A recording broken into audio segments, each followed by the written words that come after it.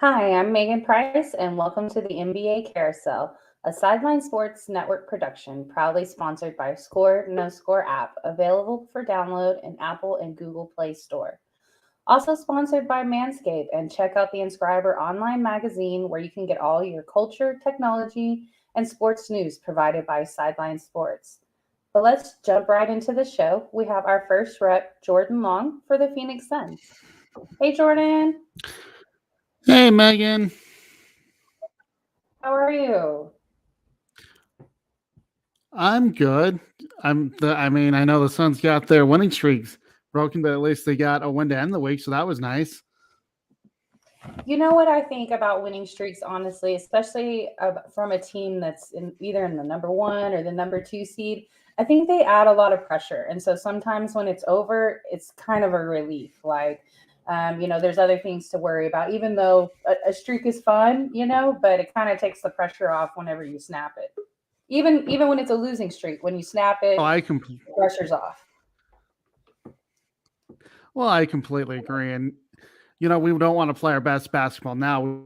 We want to wait until the playoffs, but it's nice that we've gone to a 17 game winning streak, 11 game winning streak. We know how to win, but you're definitely right. You don't want to have too many winning streaks because there's so much pressure to keep it going. So I think this is great that we did lose, but I mean we're still in first place, so that's all that matters. We want that home court. Absolutely. So, like you said, y'all are in first place. You have 2.5 games that you're up on Golden State, and your record's 42-10. So, let's talk about these games this past week. Let's start with the Nets game that was this past Tuesday. That was a pretty interesting game. We did see Kyrie Irving and James Harden actually playing in that game. They combined for 48 points. Patty Mills actually had a 9, but our defense, honestly, we played pretty well. We we got them to shoot 49.4%. What actually kept Brooklyn in the game, though, was 16 threes. But of course, if you look at our offense, Booker had 35 points. Paul did his thing, 20 points and 14 assists. Bridges, 17 points, 8 and 12. I mean, Crowder didn't do a whole lot, but he still had 3 points, but he's still a force down low. But really, what actually kept them in the game, besides the 3 pointers, was the fact that we kept turning it over. We had 16 turnovers to their 12. But again, I mean, there was no Kevin Durant, so that kind of helped. They didn't have the Right. deep threat from 3 point. Yeah, they made 16, but still, only James Harden and Kyrie Irving. And I'm still surprised Kyrie's allowed to play, though, to be completely honest, with his whole shot and not getting the vaccine. Right, yeah. It is a lot of drama, and we don't know if we're going to see anything before the trade deadline. We are now, about 2.5 days left before the trade deadline happens. So, we'll see. I think there's still going to be a few moves made, and we'll see if Brooklyn decides to shake it up a little bit. Even though, we heard Steve Nash come out this past week and say that James Harden will be in Brooklyn, despite some of the rumors. I think the question more swarms around Kyrie. Okay, so let's slide over to that game where that actually snapped y'all's winning streak to the Hawks on this past Thursday. The Hawks had 124 and you guys had 115. Like I said last week on the show, that was going to be the toughest game, but because of Trey Young, he ended up having 43 points. We couldn't stop him. He'd drive inside, get a basket. He'd shoot from outside. Of course, not Clint Capella, he only had 6. So that actually, we played good defense on him. But John Collins, 19 points and 10 rebounds. So we had a double-double. But, I mean, we Right. still had a pretty good offensive numbers from Booker and Bridges. 32 points from Booker, 24 points from Bridges. Paul had 18 points and 12 assists. Really, it was just the fact that we couldn't stop Trey Young, and they ended up hitting 16 threes. So that's another area that is concerned for the Suns, is the fact that they're giving up these perimeter 3 pointers. But the fact of the matter is their star went off, and you can't have that. You have to double Trey Young. You have to trap him. You can't let him go off, and that's basically what happened in that game. Right. And, Trey is one of those guys that is similar to Steph and Luca. It's not really one that that you're going to stop. You're not going to stop them. They're going to get their points. It's more a matter of containment. If you could have held him to 35 points, what a difference that would have made, or if you could have held him to 30 points, that would have been a little bit of a cushion right there. And then, and especially when you have those type of guys on your roster, you have to focus on shutting down their supporting cast. And so for Collins to have 19 points and 10 rebounds in that game, that's huge for them as well. Well, it is. And then we did a great job in Clint Capella. I mean, he had 6 points, but still the supporting cast got too many points. And again, it was the perimeter defense. They were just hitting threes, and we know what that team can do if they get hot. We saw it last year in the playoffs. Right, absolutely. Now, speaking of a team that got hot and has actually kind of fizzled out, you guys played the Wizards this past Saturday, and they ended up scoring 95. You guys ended up scoring 80. Talk to us about that game and what happened with that game. It was just a really low-scoring game. Like you said, we beat them 95 to 80.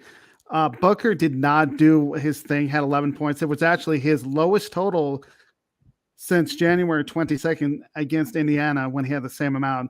Paul had 14 points, Bridges 12, Crowder 7. But if you look at the Wizards starters, and this is basically how the game went, they had 37 total points. They had to go with their bench who had 43. But still, when you're not producing on offense with your starters, right, that's not a good sign.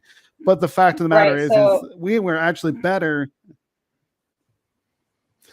We were just better perimeter and only gave up 5 threes.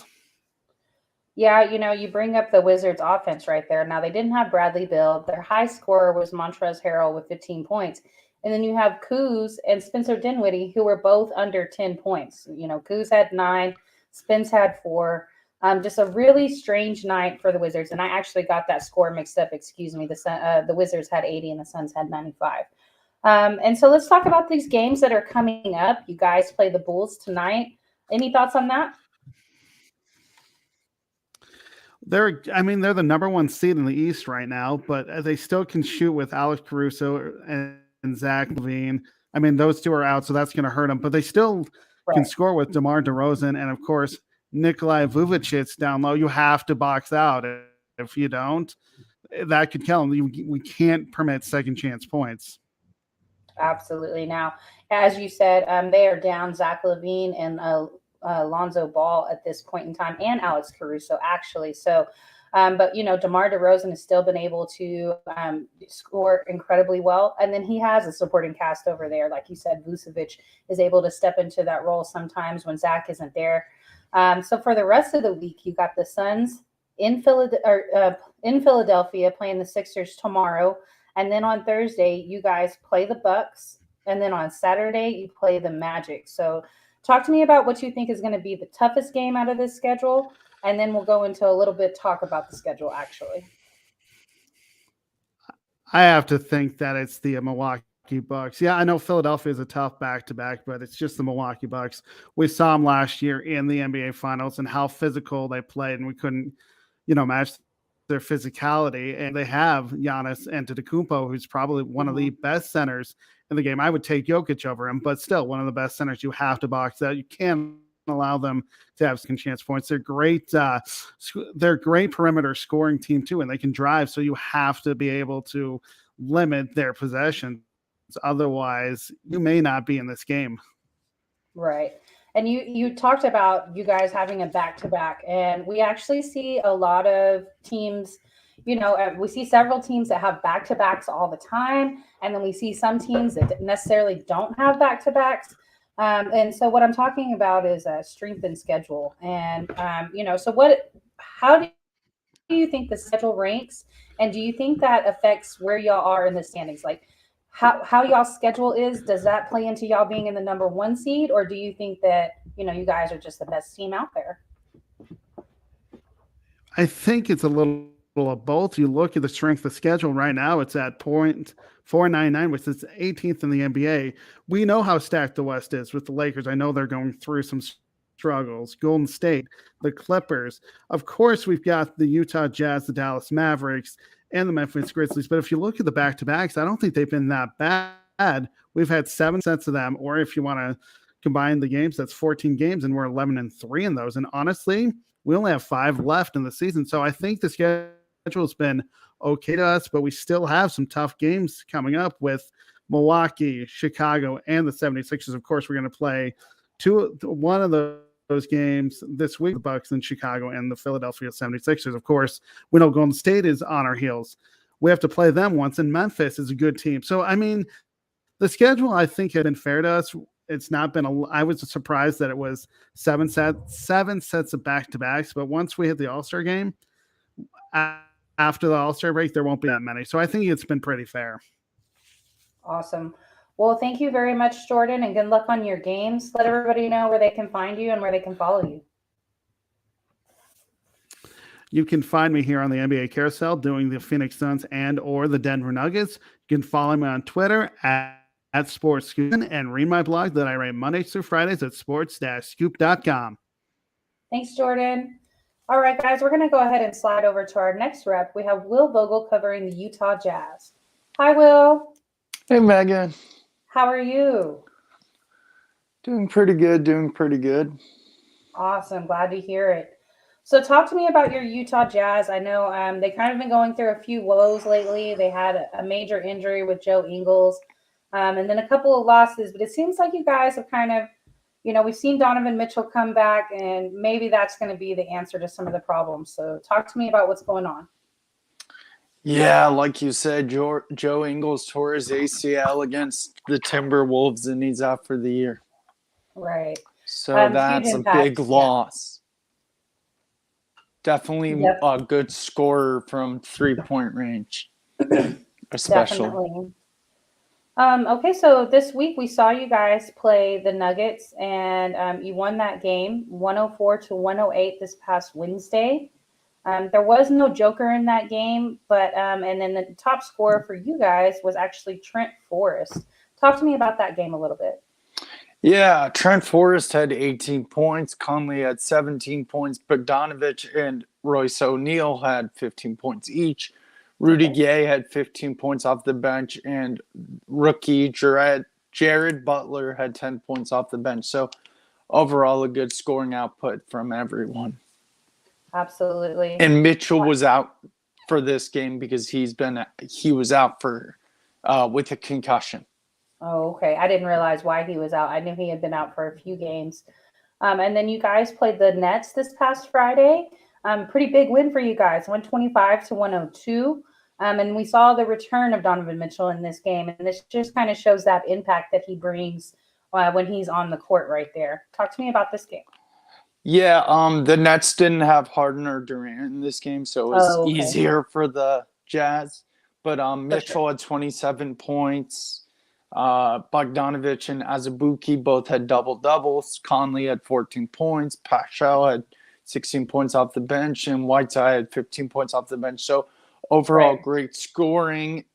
2 guys having double-doubles, and Mitchell coming back after an 8-game absence with a concussion and having 27 points is huge. Absolutely. You bring up Hassan Whiteside. I forget he's even still in the league. I agree 100%. How old is that guy? I don't even remember. Awesome. All right. So coming up this week, you guys play the Knicks tonight, Golden State on Wednesday, and then the Magic on Friday.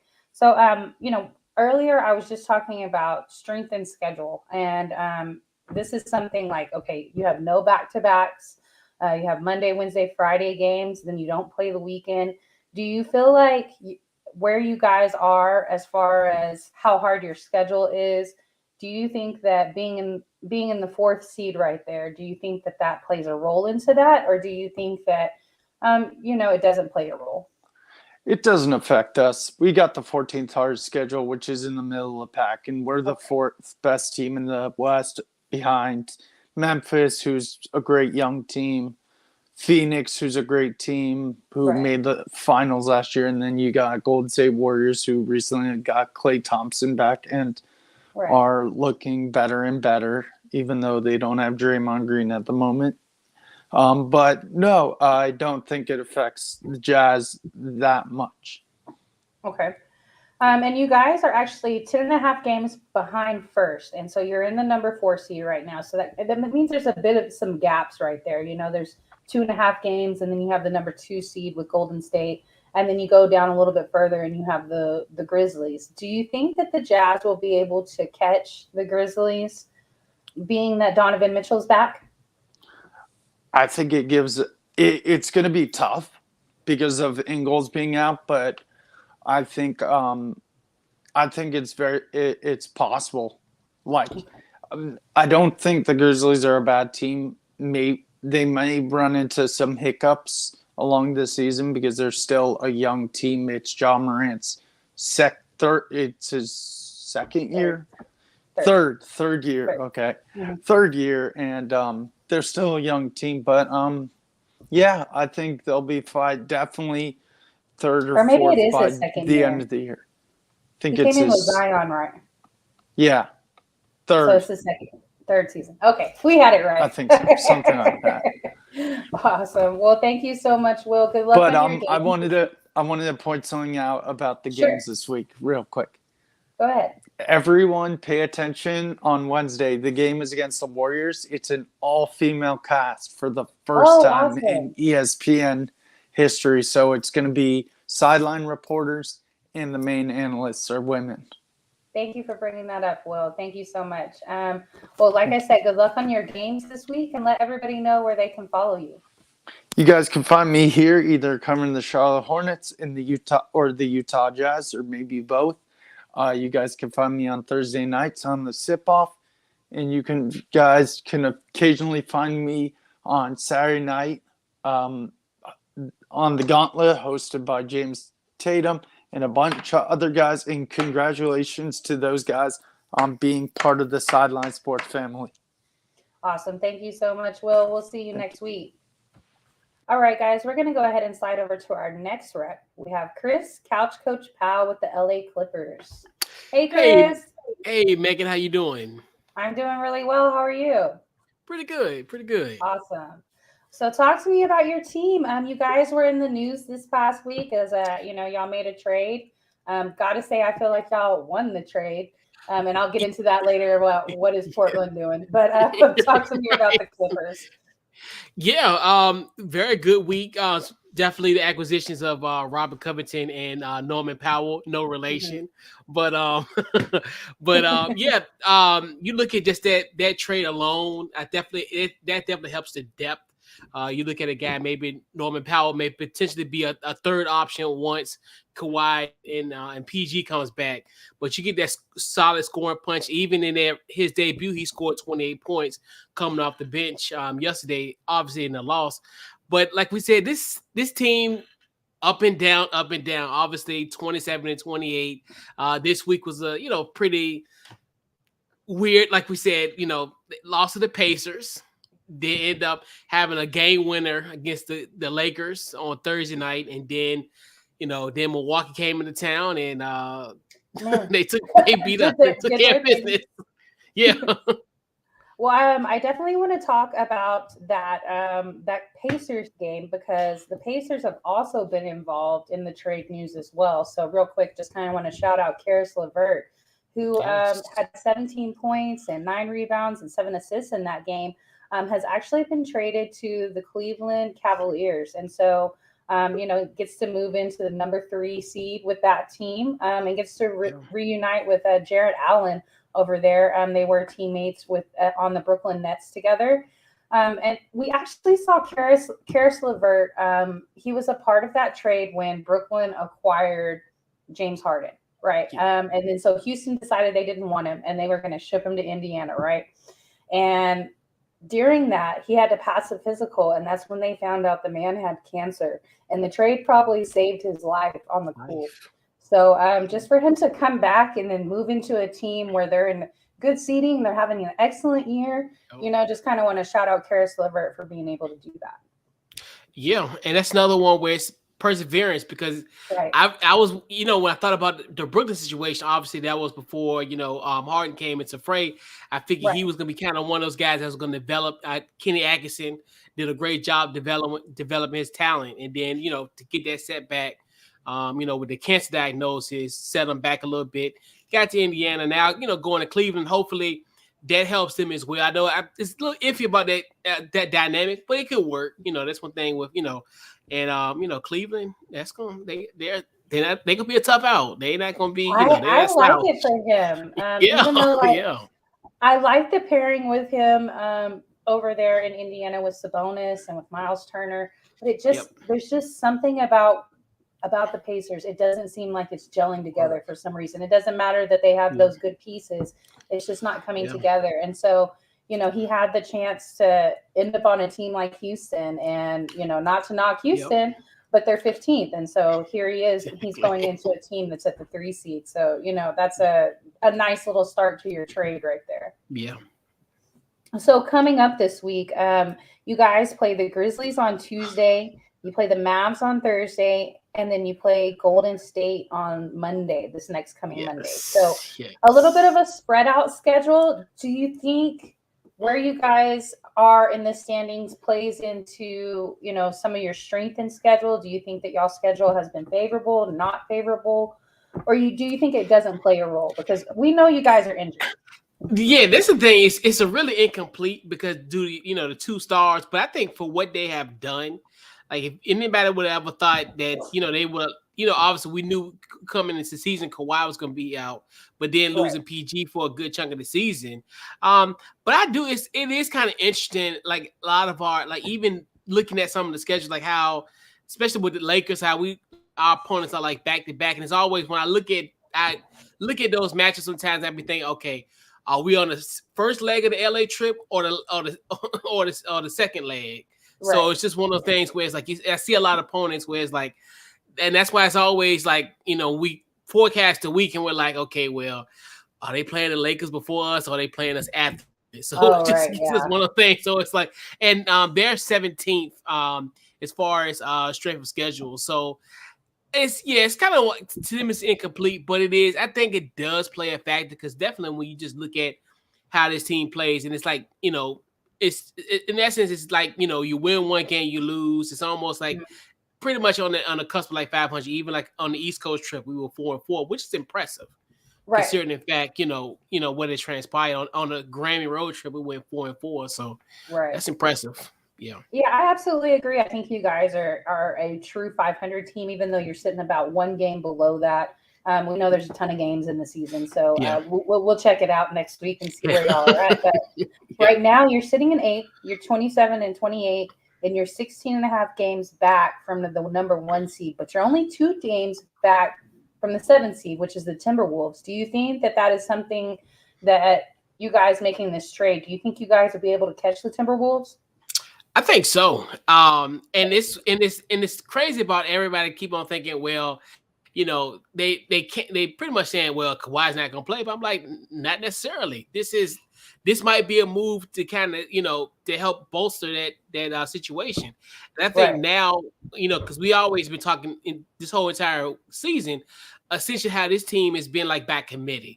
Now you're adding guys and I think the beauty about the trade was we really didn't get rid of assets that were, key. Because if somebody would have told me we'd have got Norman Powell and Robert Covington, and we didn't have to get rid of assets like Reggie Jackson, Nicholas Batum, guys who make an impact, day in and day out, game after game.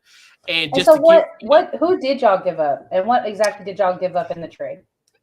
Keon Johnson, Eric Bledsoe, and Justice Winslow, and yes, we do have a 2nd round pick in 2025. So we do have a draft pick. I feel like the Rams now. I feel like the Rams, we do have 1 draft pick, and that was in 2025. So yeah. Well, I gotta say this: getting Bledsoe off your squad, I feel like is something that is a positive. It was a positive for New Orleans, even though they're not doing much better, but. They were having Brandon Ingram and Bledsoe share minutes, and it was it was a mess over. Or it was Lonzo Ball and Bledsoe were sharing minutes, and it was just a mess over there. And I think that kind of carries over to the situation that y'all have over there at the Clippers. Yeah. And I'm a huge Norman Powell fan, and even Covington. Covington is excellent as well. Now, we haven't seen both of them really have standout seasons this year, but last year they both had really good seasons. We saw Covington kind of come into his own as Dame was hurt last year, and CJ as well. And so whenever he was able to kind of come up and then make a name for himself. So definitely think you guys won that trade. And just real quick over there, I am so glad that Becky Hammond did not get that job in Portland. Thank you. I don't know what's going on in Portland. Nobody does. Well, Chris, thank you so much. And good luck on your games this week. Let everybody know where they can find you. Yeah. Facebook, Twitter, Instagram, any social media, Couch Coach Live. Check out the podcast anyway. Get your podcast, Apple, Spotify, everywhere. We're there. Awesome. Thank you so much, Chris. We'll see you next time you're available.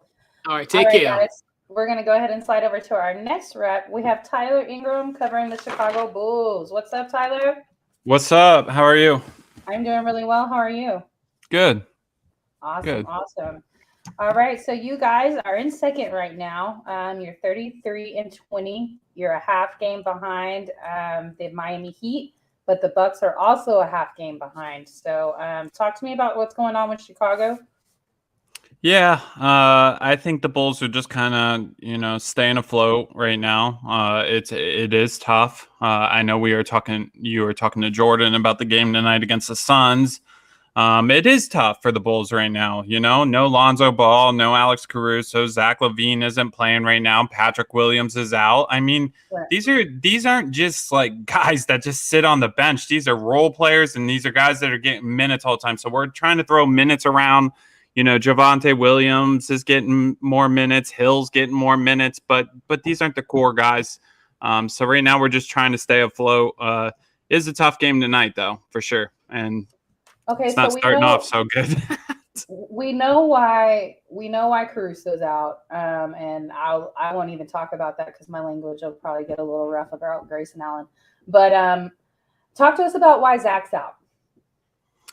Yeah, Zach's kind of been lingering a couple injuries right now this year.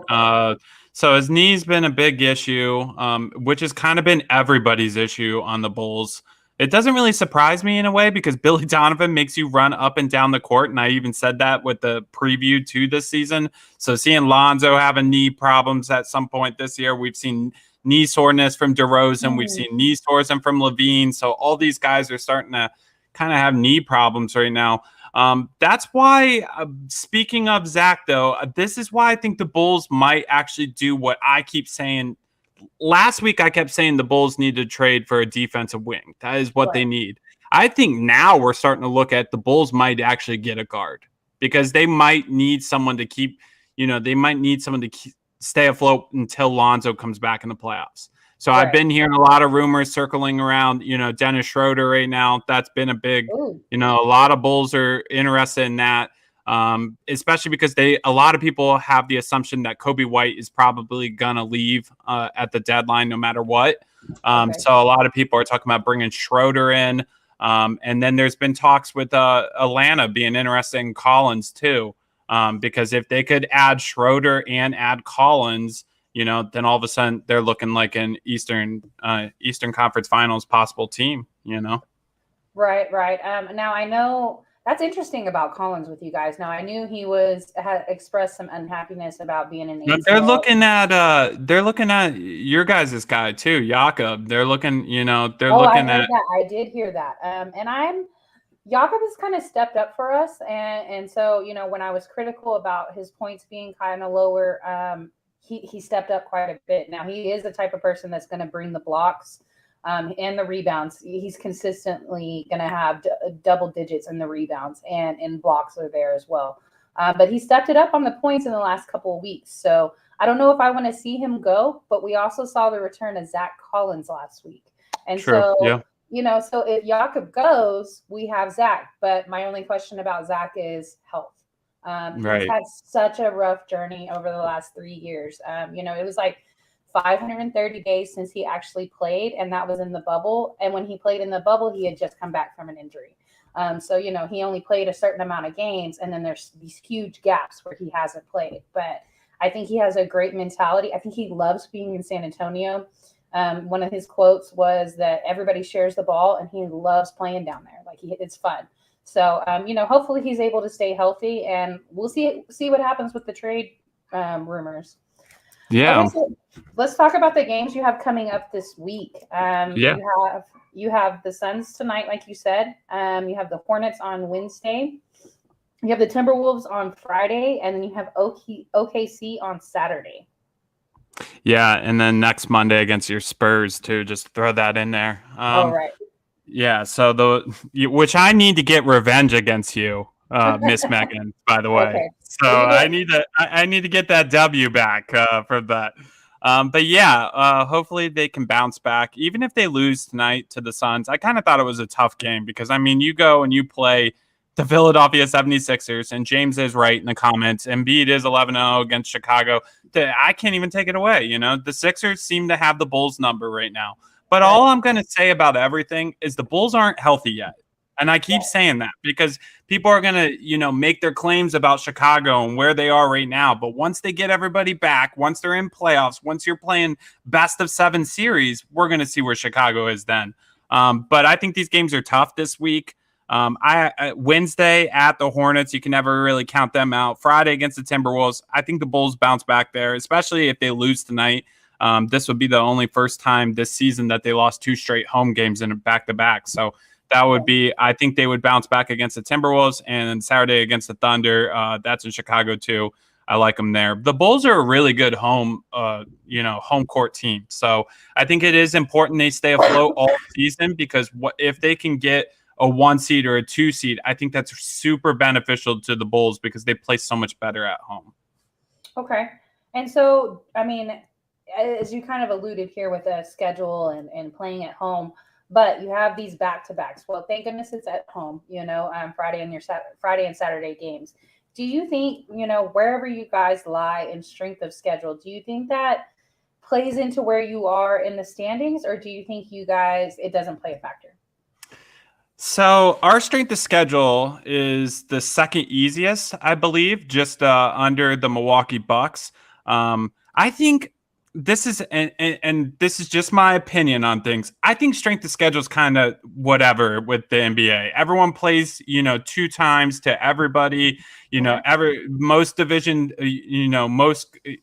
opponents you play 4 times. It's not like college basketball in which you don't get multiple opportunities. It's not like the NFL where you don't. It's different because the seasons are so much more condensed. Here we have 82 games. I do think, though, where it does get tricky right now is when you have COVID protocols and your teams can't play for a while. So the Bulls are playing a lot of back-to-backs right now because everyone remembers a month ago when the Bulls were getting hit hard by COVID. So that's why they're playing these back-to-backs. And yeah, it sucks because you go and you play the Philadelphia 76ers, who are a really good team, and then turn around and you got to play the Phoenix Suns. That's tough. Well, just as a Spurs fan, we've had tough schedules for the last couple of years. And so I do think it can play a factor. But I get what you're saying. Like, we all play the same people. We all play the same teams the same amount of times. Within your division. So, yeah, that can play a factor for some, and some it's not a factor. But personally, for the Spurs, I think it does play a factor. There's so many weeks where we have 4 games a week. Sometimes we have 5 games a week, like you said, for COVID protocols. And then, we're coming off a season last year where it was condensed. Everybody was having 4 games a week. And then we had a bout with COVID, and we had 5 games that we missed, and then we had to make it up at the end of the season or after the All-Star break. Well, after the All-Star break, we were playing 5 games a week, sometimes 6. Like, it was just. Well, yeah, that's the tough part. See, like, if we're talking about strength of schedule and we're saying that teams are getting hit by COVID, then I think I agree with you 100% because that's a whole different ball game that we've dealt with for seasons prior than the past couple seasons here. So. Right. Well, Tyler, thank you so much. Good luck on your games this week. And then also, we'll see if you guys pop up in the trade news. Hope you're able to get whatever you're wishing for. I know you brought up Cauley-Stein once before. So, or Dennis Schroeder, I think would be really, really interesting over there. I hadn't. Yeah. Yeah, that's certainly an interesting one. I still want a defensive wing. Anyone that's watching, I'm still really high on Finney Smith. I'm high on Nicholas Batum. A budget option. Yeah, a budget option because I don't want to give up too much. You guys can catch me on The Gauntlet on Saturday night, hosted by myself, James Tatum, Dom DeRubis, and Jay Nelson.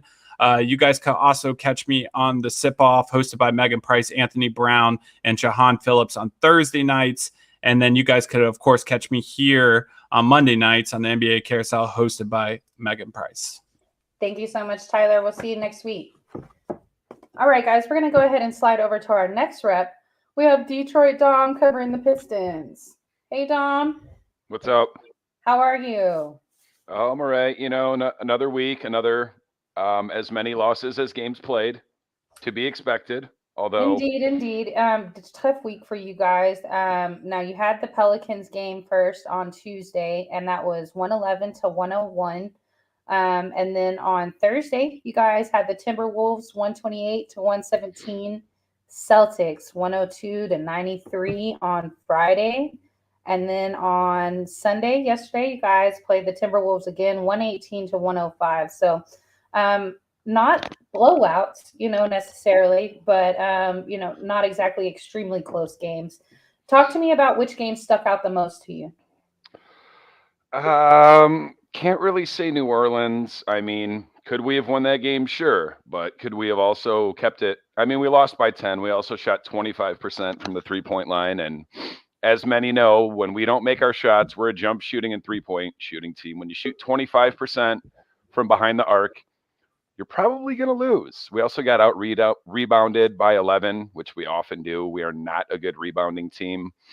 The two games against Minnesota were both pretty similar. Also, let's see. Kade has been out since the first Minnesota game, so not having Kade that makes things tough. The earlier game against Minnesota, again, poor shooting. We got outshot, we got out rebounded. Taurean Prince and Malik Beasley had 41 points off the bench. All their starters scored in double figures, and they didn't even have Anthony Edwards. The game against Boston, similar story. Bad shooting night, 33%, 38 from behind the arc. Again, no Kade. Killian Hayes has actually been a bit of a bright spot since Kade went down. It seems like just about every other night he'll put up like 10, 11 points, 5 boards, 5 rebounds, but it seems like, and we've been saying this all year, he might be some wasted talent or underperforming, but it's almost like when he gets his opportunity, he's doing, the best that he can with it. So, okay. And why is Kade out right now? Hip pointer. Oh, okay. So that's one of those things where he's probably had it since, the middle of January, and it got to the point where it hurts bad enough that he can't play. And as far as when he comes back, it's probably more so on him and his pain level than it is the team doctors. He could be back in a couple games, could be another couple weeks. I don't see much as far as, he's definitely coming back, in 3 games or next week. It's a day by day thing, unfortunately. So we don't know if we'll see him in the Rising Star tournament or not next weekend. I don't know. My guess is probably not. Okay.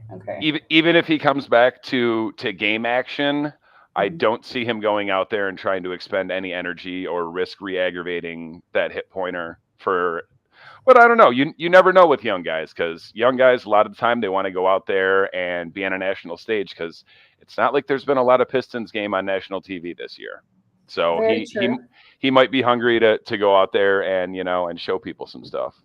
I do think he's incredibly competitive. And I don't think that he was not one of those that, kind of pulled what Kobe did and a couple others when they got drafted by a team they felt like was not good enough, out before it even started. I felt like he was happy to go to Detroit. He wanted to change the culture there. So I definitely feel like he's competitive, and if he can play, he will play. And we've also talked about the trade deadline. We know that you want to push Jeremy Grant out. So hopefully that happens for you. We're on the clock It's rolling. We're probably at like 56 hours before the deadline. Do you think that will happen, or do you think nothing will happen before the trade deadline? Honestly, I don't know. Like I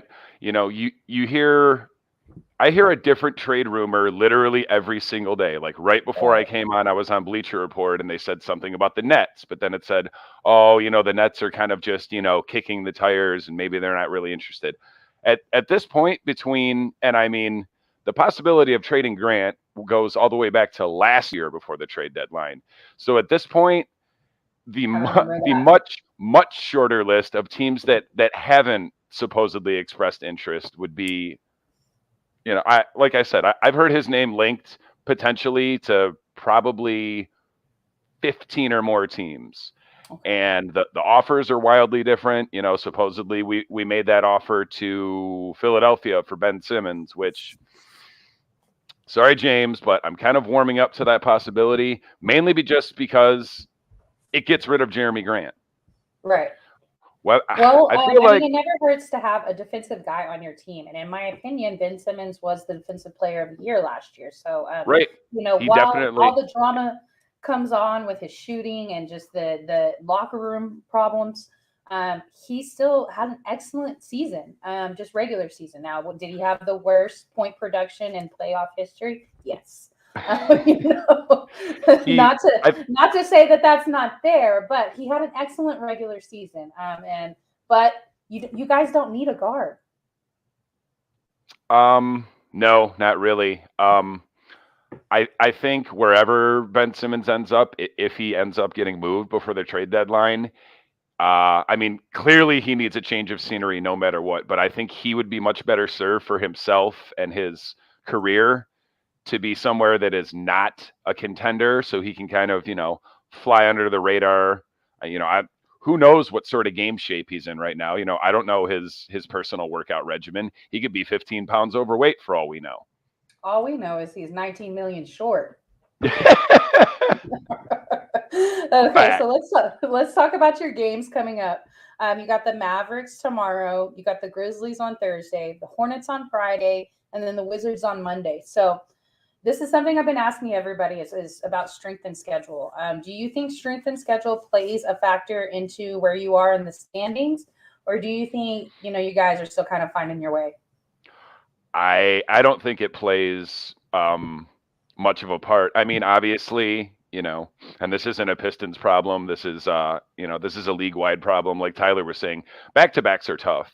Even if you've got two cupcakes, it's still two NBA games in 48 hours. Us, much like everyone else, like I said, has looked a little rough, a little tired on back-to-backs. But let's be honest, we're so bad. It doesn't really matter who we play and when we play them. And we have probably a handful or more of our wins, not only on the second half of back-to-backs, but also against good teams. Like when we beat the Bucks earlier in the week, or earlier in the season, just a couple weeks ago. I believe that was on a back-to-back, although to their credit, I'm pretty sure Milwaukee was on a run. I think they were on game 3 in 4 nights. Oh, okay. Yeah. So it was rough for them too. Oh, yeah. All right. Well, okay. So you talked about that. You guys are sitting in 14th right now. You're 12-41. Where do you think your next one up on Orlando still? Yeah, you're still one up on Orlando. Where does your next win come from, and does it happen this week? We almost assuredly won't beat Dallas. We will not beat Memphis.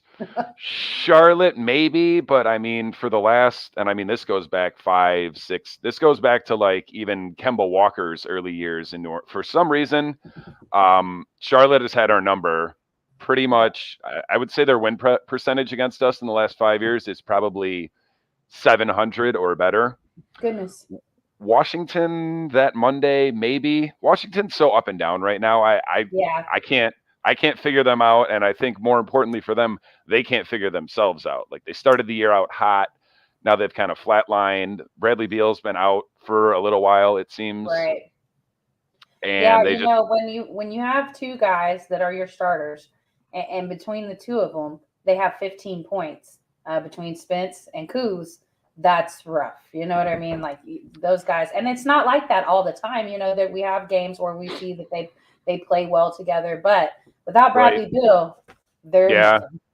Dinwiddie's been in a bit of a shooting funk or a just lack of willingness to shoot lately, and it's weird because one of his hallmarks as a player typically is he knows when to step up and score. And now is that time, and I haven't seen too many Wizards games, but I checked the box scores, and I'm like, oh, he had 7 points, but he only took 5 shots. It's like when you're a capable scorer and your best scorer is out, that's when you got to step up. And he has not been doing that, but who knows? Absolutely agree. Well, best of luck on your games this week, and hopefully we see Kade soon. Hope he's feeling better. And take your time on that. I know you want to play in the Rising Star tournament. You're competitive. I definitely don't think he's a guy that runs from competition. So I think taking your time and feeling better is the most important thing when it comes to that. So and just let everybody know where they can follow you. Absolutely. You can find me here at 8:00 on this here NBA Carousel, hosted by you, the Queen of Hoops, Megan Price. Thursdays, I'm double dipping, triple dipping maybe when the football season starts again. Doing this Lions thing again with another one of my cohorts. Kneecap biting with Jeremy B, 7:00 on YouTube. 8:15, that is your sip-off, while your Anthony Brown's and Jahan Phillips's sip-off at 8:15. I occasionally guest star, run my mouth, talk out of turn, working on that. And Saturdays, the Gauntlet at 7 p.m., hosted by myself, Jay Nelson, Tyler Ingram, and James Tatum. Thanks for having me. Thanks so much, Dom. We'll see you next week. All right, guys, we're going to go ahead and slide over to our next rep. We have Jay Nelson with the Houston Rockets. Hold on. I got to do a happy dance. I know you do. I know you do. They got us again, man. Okay. They got us again, dude. In San Antonio this time. So that's 3 times. We're 2 for 1 this year with you guys. And we'll see. Do we play each other one more time? I think we got one more time. We're in the same division. It's always like 4 times, yeah. Okay. So the game we're talking about is the Rockets and the Spurs played this past Friday. Spurs won 131-106. Talk to me about what happened in that game. I'm not trying to rub it in your face or anything. Just tell me what you think. Oh, no, that's all good. You can get on my head for a minute. Actually, you know what? Stat-wise, if you were to look at the Rockets' numbers, they didn't play a bad game per se. Wood had a double-double. He had 13 and 11. Jalen Green had 12 points and 2 rebounds. Sengun had 18 off the bench, and Christopher had 23 off the bench. Okay. Now, we lost because we let everybody else go off. Murray had 18. Poeltl had 21. McDermott had 19. Johnson had 28. So, just letting everybody and that was else a go season high for him. I think he was 1 point away from it being a career high for him. A career high, yeah, absolutely. So, most definitely, they went ahead of us on the season series, and they thumped us again. But most definitely, San Antonio got a up and coming squad out there. I know we both are in rebuilding phases and whatnot, and right now, seemingly the team of Texas is Dallas, and even they have been looking shaky a little bit. Okay, if we're going to talk about the other Texas team real quick, because we haven't had our Mavs rep on in a while. Last week, Luka moved into 10th on all-time triple doubles, all-time. He's 22 years old. That's insane. Right. Yeah. So I'm okay with Dallas being the best Texas team right now. Yeah. I guess it's kind of their turn. It kind of goes in cycles.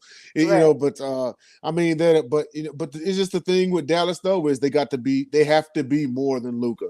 I know Tim Hardaway, Junior's over there doing that, but sucks. They gotta. He had foot surgery. They said this last week. Hardaway Jr. had foot surgery, and they have no timeline on his return. Similar thing, Derek White broke his foot several different times and had a tough time coming back. And then when he came back, he broke it again. If there was any advice for Hardaway Jr., it's the same thing that I just said about Kade. Take your time, get all the way well before you come back. Right. I think that just speaks to huge, though, about how important Hardaway Jr. is. Like, we know Luka's so good. We know what he's going to do. And Porzingis has had a better season this year. but that just shows how important that really that second option is, having that number 2 option. Absolutely, because right now your number 2 is Porzingis, who was supposed to be the original number 2, but we know his history.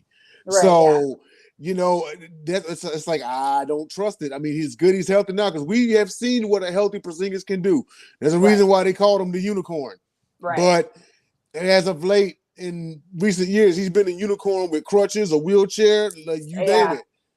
You know, I mean, speaking of the trade deadline, that's come up a lot during this telecast. Dallas probably should invest in getting somebody, because you don't know when you're getting Hardaway back. You know what Porzingis is about. So it wouldn't be bad to make a move, and it may put you 1 or 2 seeds higher than what you are. Absolutely agree. I think the Mavs are sitting at number 6. They've been as high as number 5 this season.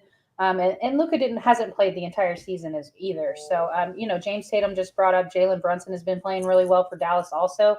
As we see, Karis LeVert got moved there in Indiana. I think that we will also see Sabonis and Turner moved before the trade deadline. So I expect to see somebody in Dallas. Like, I think they know Hardaway Jr. is probably out until the postseason. I think that's probably a safe bet. Really, the postseason's not that far away. We're 1 week away from the All-Star break, and then before you know it, the season's over. So, you know, we move into playoff region. So we'll see what the results are on that pretty soon. You know, we have two days and about another third of a day until the trade deadline is over. How excited are you about seeing Jalen Green in the All-Star festivities? Hey, he's in the dunk contest. I'm just glad we sent somebody to the All-Star weekend. Right, yeah. You know, I'm definitely going to be pulling for him in the dunk contest and everything, and I hope it's reminiscent of when Steve Francis was in there in the 2000 dunk competition with Vince Carter and everything. So yeah, I'm definitely excited for him and whatnot. Speaking of him, I mean, he dropped 21 the other night on Cleveland. He had 21, 5 and 5. You know, so he's getting back to it. That was a win that we had the other night. Jalen Green, and me and Dom go back and forth about this. He thinks we're better without him. I think that it's about the same. You know, I mean, we're a rebuilding team. Like we're losing more than we're winning. You know, and that's what we were doing with him on the court or without him on the court. So you know, we just have to. Dom, your team is no different. It's the same thing with Kade.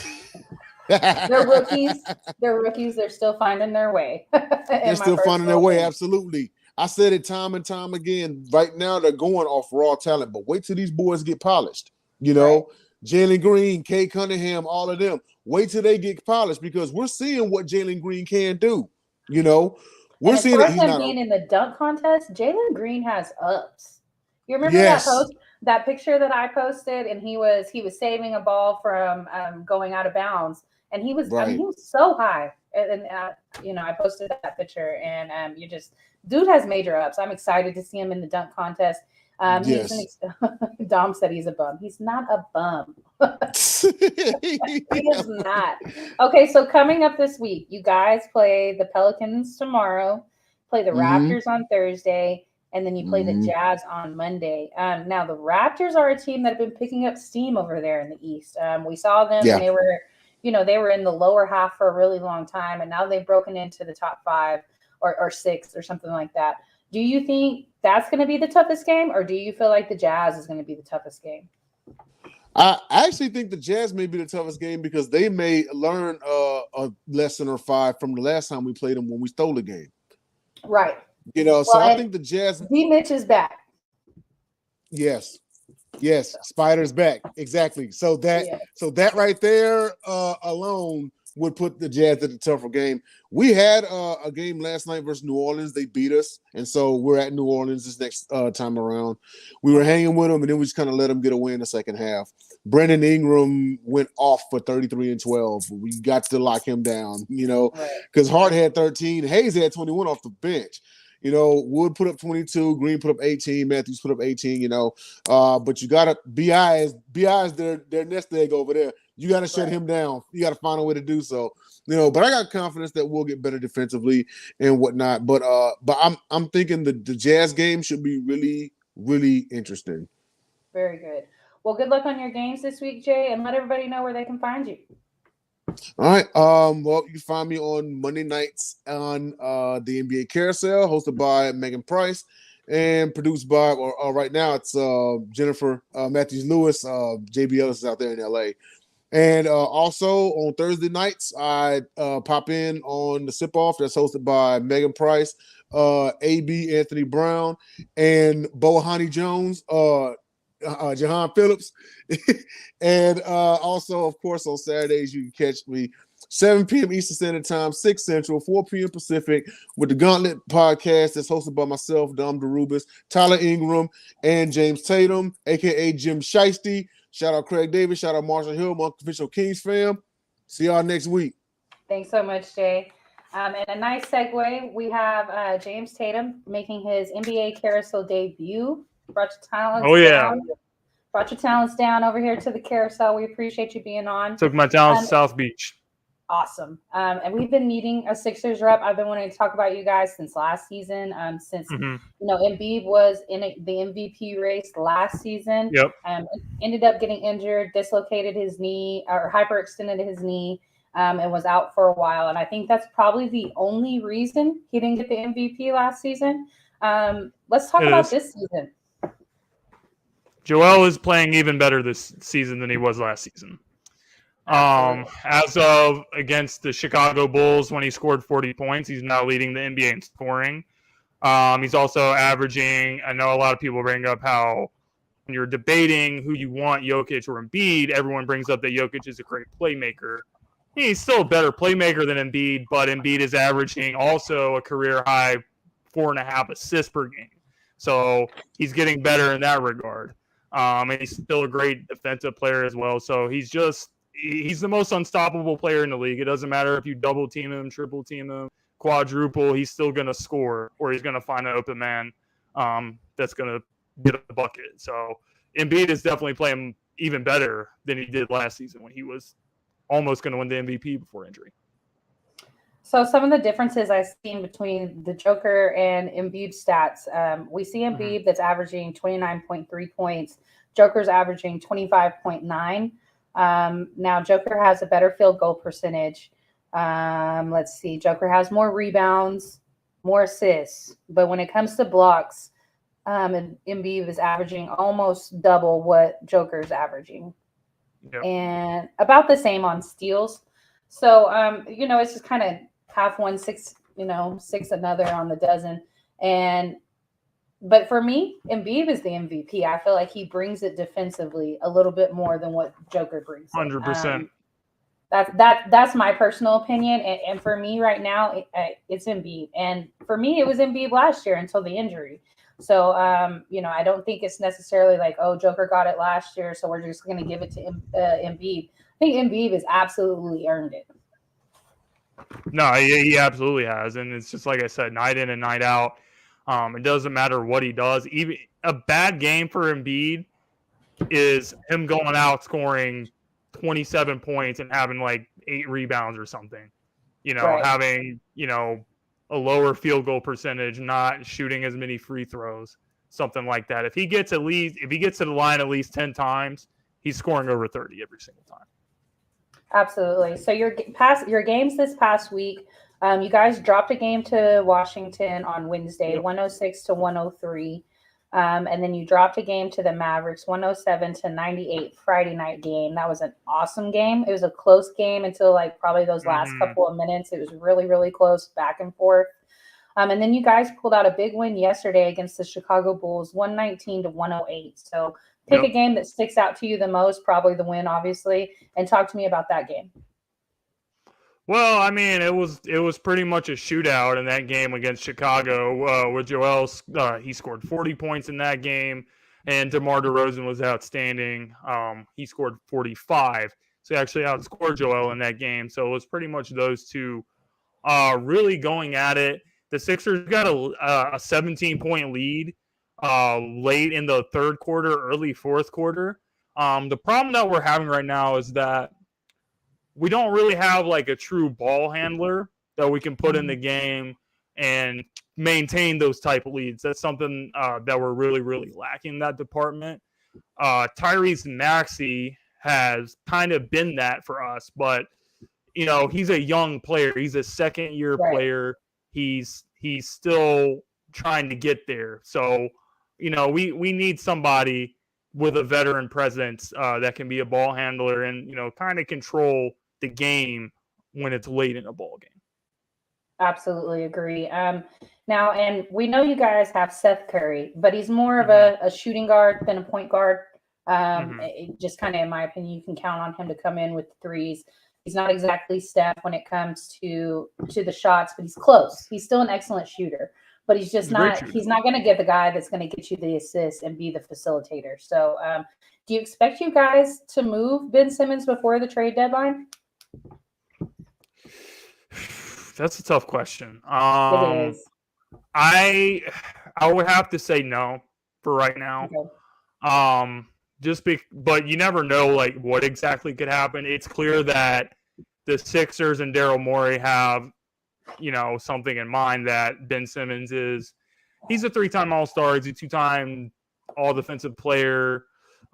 He was second in Defensive Player of the Year. So they don't really want to get rid of Ben unless they get something that really moves the needle for them. And Daryl Morey, having had his relationship in Houston with James Harden, that is the guy that he clearly has his eyes set on. We actually have heard some rumblings about a potential James Harden swap coming to Philly for Ben Simmons because, when you look at the Nets, they're really imploding right now. They've lost 8 games in a row. Kyrie Irving, with his vaccination status, I think he's only going to be able to play in 10 of the next 29 games with the whole New York mandate with everything. So that's a huge problem. That's a huge problem for them. And James Harden's clearly not happy with the way, the Kyrie situation is being handled. So he's very disgruntled. Ben is disgruntled. I think the trade would make sense for both teams. Otherwise, James Harden is going to opt out of his contract, and I think he will sign with the Sixers in free agency in the summer. Okay. Now, when I heard the James Harden rumblings, I really felt like it was something that was going to happen after this season. And I still kind of feel that way. But if it were to happen before, obviously that's ideal. But I think it's something that I agree with you. I think it's something that we see at the end of the season and just kind of moving forward. Hopefully you guys don't have to buy out Ben because you guys paid him a ton of money. So coming up on the games that you have this week, you have the Suns tomorrow. You have OKC on Friday. You have the Cavs on Saturday. What game do you think sticks out as the toughest, and then why is it the Suns?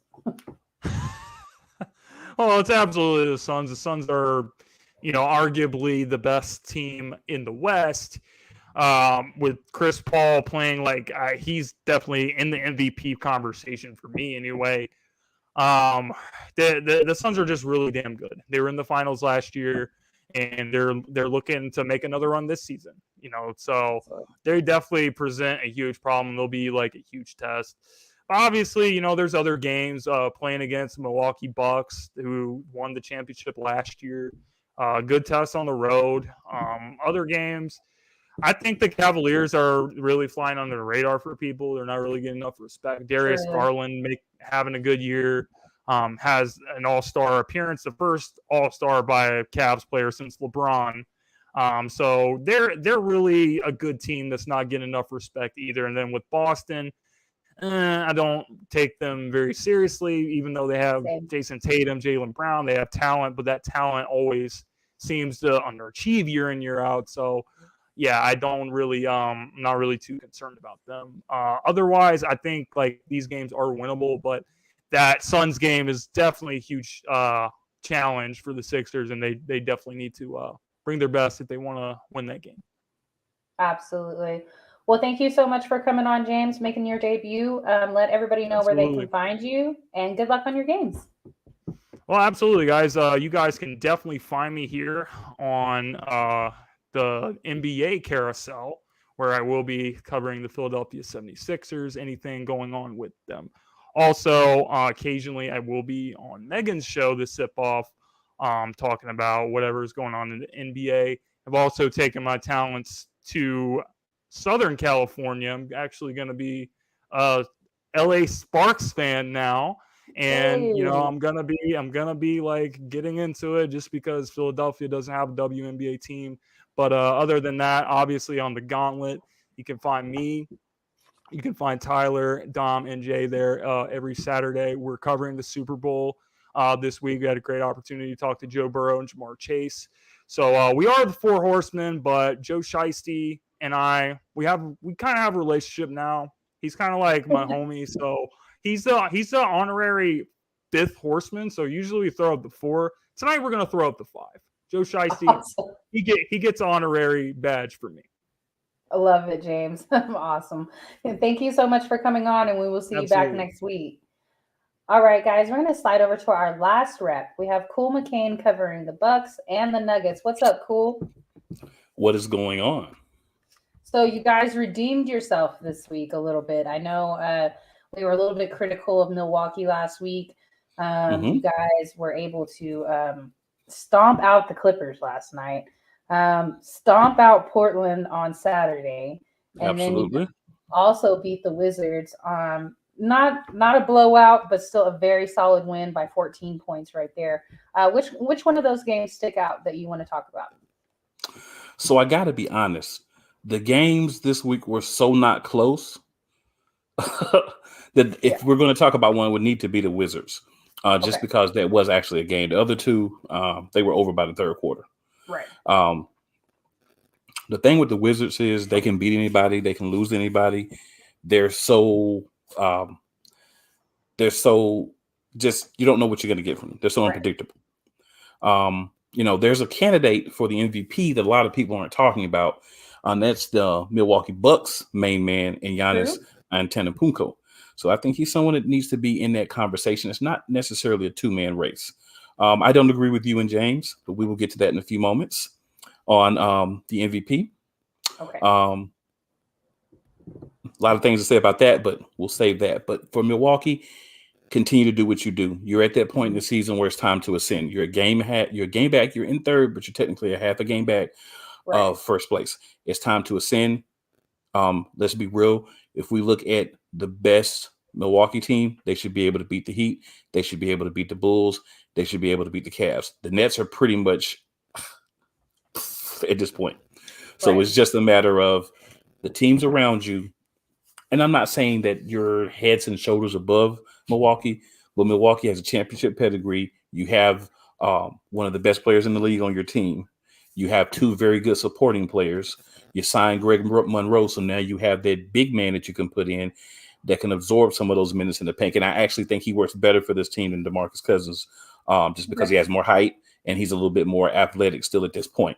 So that was a good pickup. I didn't see that coming, but when I saw that they did it, I was like, that's going to work out really well. And he's been, handling some of the load. He's been allowing Bobby Portis to be able to come in and play the 4 when Giannis is not playing some. And you've been able to a lot of times keep 2 big men in the game, and you're never now in a situation where you don't have any big men, which was really, really killing Milwaukee. There has to be some size in the game for them to be successful. Right. And so your game's coming up this week. You got the Lakers tomorrow. You got the Suns on Thursday, and then you finish out your week with playing Portland again on Monday. So first off, which one of those games do you think is going to be the toughest game? Obviously, it's the Suns, because the Lakers are similar to the Nets. They bought into this in the postseason. It's just not really working out. But do you think strength and schedule plays a role in where you guys are in the standings? Me personally, I don't know how strong y'all's schedule is or what it's like, but I want to say that the reason you guys are, moving up in the standings and had to fight your way back was injury more than problems with your schedule. Yeah, I mean, I don't really care about strength of schedule because at the end of the day, this is a college, right? Like you're playing the same teams. We're all playing the same teams. I'm not playing this small group of teams and then some other random teams I choose. We're all playing the same teams. So, we all have the opportunities to win against the same teams. We all have the opportunities to lose against the same teams. For once, we can honestly say the Eastern Conference may be a little bit more difficult than the West. So if that's the case, then all the teams in the East are battling against a little bit tougher opponents on a regular basis. But I really don't buy into the strength of schedule when everyone's playing the same people. Okay. But I mean, I guess you could make that argument if you're one of those teams that's you kind of want something to say why you may not be exactly as good as you want to be. You may want to, use that and not knocking, just saying I don't really, in my opinion, for either team I'll be talking about, I don't think the strength of schedule is the problem or has been a problem. I think it's more so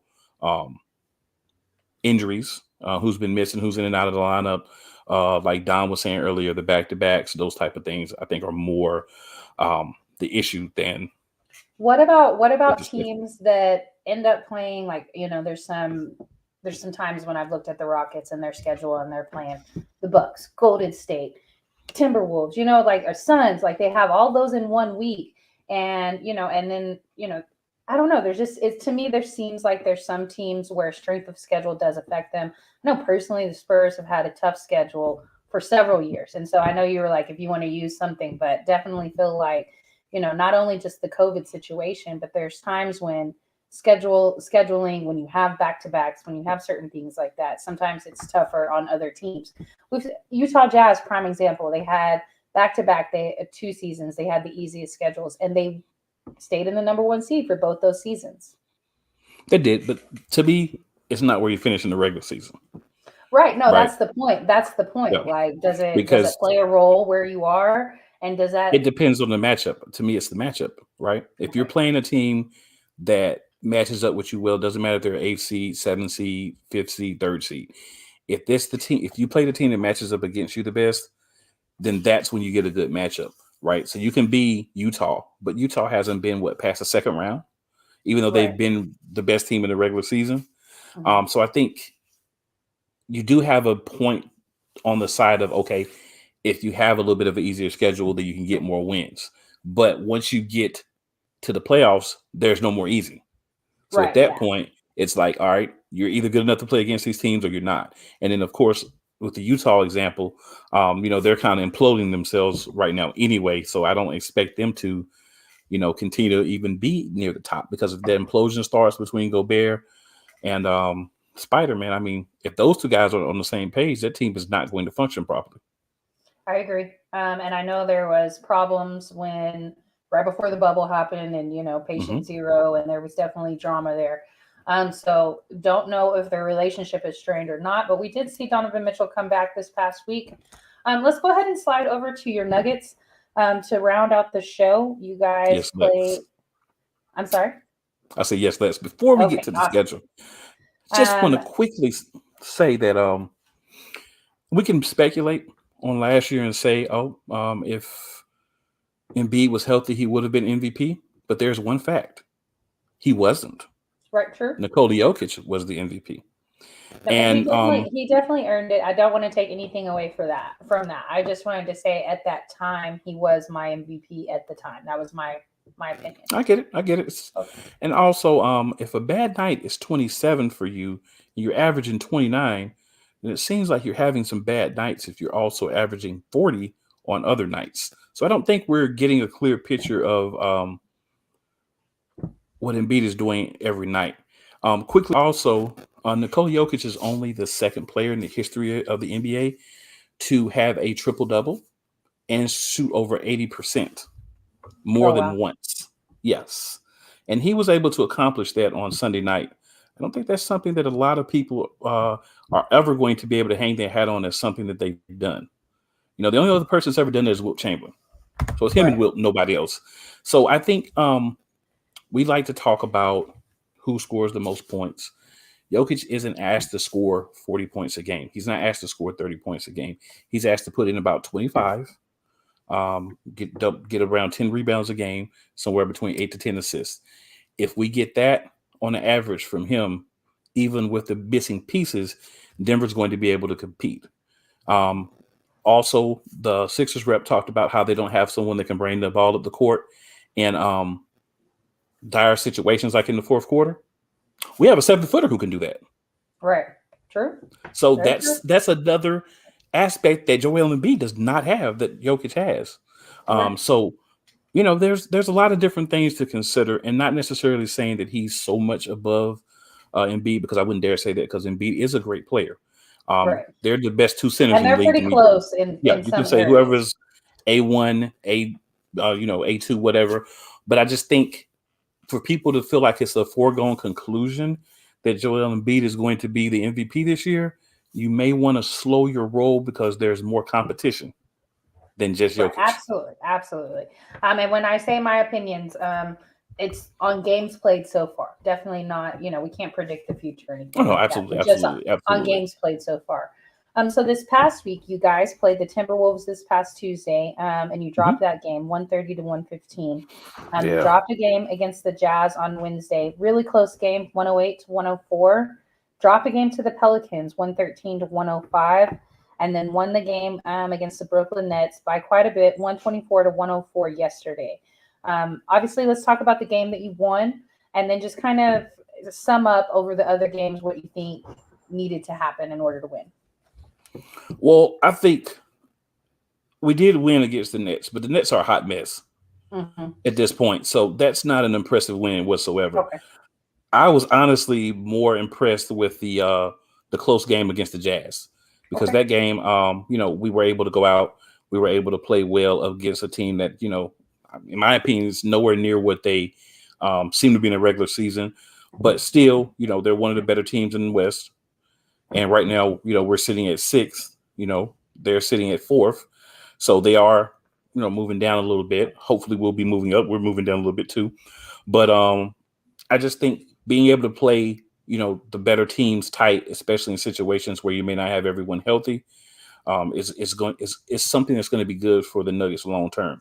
We're still treading water, waiting to get Jamal Murray back, hopefully sometime after the All-Star break. Michael Porter Jr.'s small sliver of hope that he may return. But with the way Aaron Gordon's, been playing lately, that's been a huge boost. Some of the other guys like Jeet Nazi have been putting in minutes. Your guy, Brent Forbes, has actually played very well in the game that Jokic missed. He did put up 26 and almost help us win that game. I saw that. Yeah, I saw so it's just a matter of all the pieces together, and they're not there now. So you're just kind of working with what you had. You're missing your arguably first or second best player on the team, depending on how much you value Jamal Murray, his ball handling, and those things that are missing, and his leadership. So you're missing at least, worst case scenario, your second best player on your team. You have been all season. So, for them to be playing as well as they are now is a big testament. But that Jazz game, they really should have won that game. That was a winnable game. When you let those get by, even if you didn't have Jokic, even though you didn't have some of the other pieces, you still had an opportunity to win that game. And when you let those slide by and you're already around the 5th, 6th seed, you just got to find a way. Right. So coming up this week, you guys play the Knicks tomorrow. Then you play the Celtics on Friday, the Raptors on Saturday, and then the Magic on Monday. Definitely think the Raptors are going to be your toughest game. Maybe Boston. I'm not a huge believer in Boston, but the Raptors are hot right now. What are your thoughts in order to have to get a W out of that game? The bench.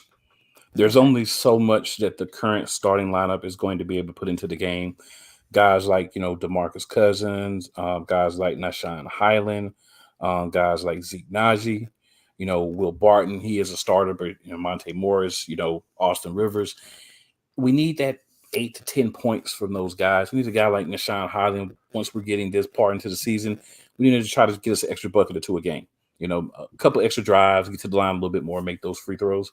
We just have to get a little bit more from everybody because we're missing key pieces. And that's, that's what it's been all season.